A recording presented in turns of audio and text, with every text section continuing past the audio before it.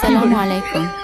मो भाग्य रे अछि खाली तांको छुआकू काखेई काखेई पीड़ा करिबी अंग मो आखि आगरे आमरी गारे मो आखि आगरे आमरी गारे पुआ झिया केते बाहा हेलेणी बुढ़ा हेलिणी बुढ़ा हेलिणी ए पर्यंत बापा मते बाहा कलेनी झड़ी गलानी बाळ झड़ी गलानी ए पर्यंत बापा मो कथा भाबिलेनी।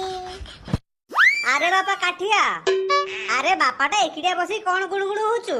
बापा तुमको देखा जाउची कि तम घरे गोटे भेंडिया पुआ बसिची? अरे बापाटा कोन कोन हेची? आ कोन हेची कोन पचाउछ जे तम घरे गोटे एते बड़ भेंडिया पुआ बसिची ता कथा तमे ଟିକେ भाबिबनी? अरे कोन भाबिबी? अरे कोन हेची तू मते कहूनु? मो सांग साथी बासा है कि छुआ पिला कर सालेडी मते तमे केबे बा करैबो? मोर कोने जन्मरा बा कर हमनी मो सांग साथी बासा है कि माइक रे धरी बुलुचती मु घर करले बसी के रहिची तमे मको धरी भाबुला ଟିକେ हेटी अनेलु कोनमुलिया गोटे थोइबी तोर बाघर निसे एकाथर छाड़ जीवो। टोटाली एकु 16 बरस 10 वर्ष रे पाठ पढुची ये कोन ना बा हबो? मो कहिमी ततै संगे आउ कोन काठे बो आसो सकाळ सकाळ बो मुंड खराब कर देला टका। किरे काठिया कोन हेची किरे अंकल को लागला देखाउ जंदी? नाही किछि नाही। अबे नाही कोन कहूछु अंकल आइडी रागी की कोन कहि जाउजंदी आ तोमोडा भी बाळा करछु कोन हेची कोन? अरे से किछि न मु खाली मो बापा कहली बापा मो बॉस हे गानी मो बाघर कर दियो साका साथी बास है कि प्लाछा करी बुलेनी खाली एती कहछि मो बापा रागी के मो पे तम मते गुडी कोन कहउजंदी कहलु तोर टोटाली 16 बरस दशम श्रेणी पाठ पढुची एई वर्ष के बाहुती आसा सांग तू कहलु दशम श्रेणी पाठ जे पढुनी सेगुलो बाहुंतीनी अबे काठिया अबे एते जल्दी के बाहुती तू भी स्कूल ले पढुजु तापरे कॉलेज रे पढिबु तापरे चाकरी बाकरी करिबु पर निजे निजे गोटे निजे छिडाबु तापर सिना तू बाहबु मा गया बोला निजे गोड़े रे निजे छिडाबु तो एते सब जिंस करि सारी कि निजे गोड़े दरबु छिडा दिबी सेता बेला मो तोर दिन छिडाबा बंद हे जीवो सेता बेला ना बाळ थिबो ना मो सुन पापड़ी खाइबी पेले पो कोडी गार अच्छा ठीक अछि मुको मोर कहउतली कि एटलीस्ट तू दशम श्रेणी पास कर जा तापर बाहबु हां सांग तू ठीक कहछु आगे दशम श्रेणी पास कर जीबी तापर बाहबी। अबे काठिया स्कूल टाइम हे गली जा जल्दी जा स्कूल को नले से चंदा मास्टर आज पुणी गाल दबो।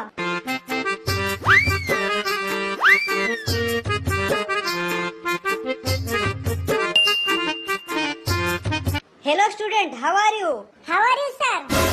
कौन हाउ आर यू?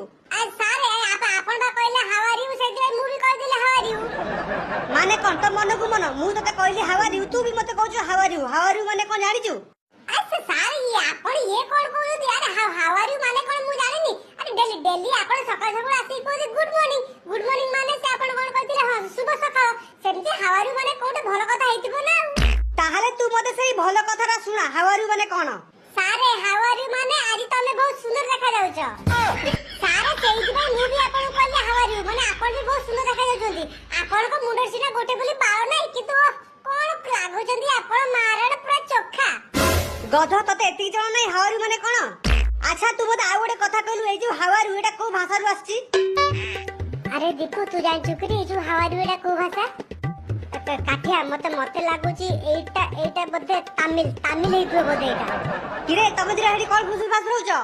मते तू कह हाउ आर यू को भाषा रु आसीची? हिंदी भाषा रु आसीची ना इंग्लिश भाषा रु आसीची? ए सारे आपन मते फसोचोदी नहीं आपन मते हिंदी इंग्लिश कहली फसोचोदी किंतु सारे मु आपन का जागा रे पढिबिनी अरे मु कोन जानिनी हाउ आर यू को भाषा रु आसी बोली ओरे जदे जानि तू ता जल्दी कहनु को भाषा रु आसी बोली?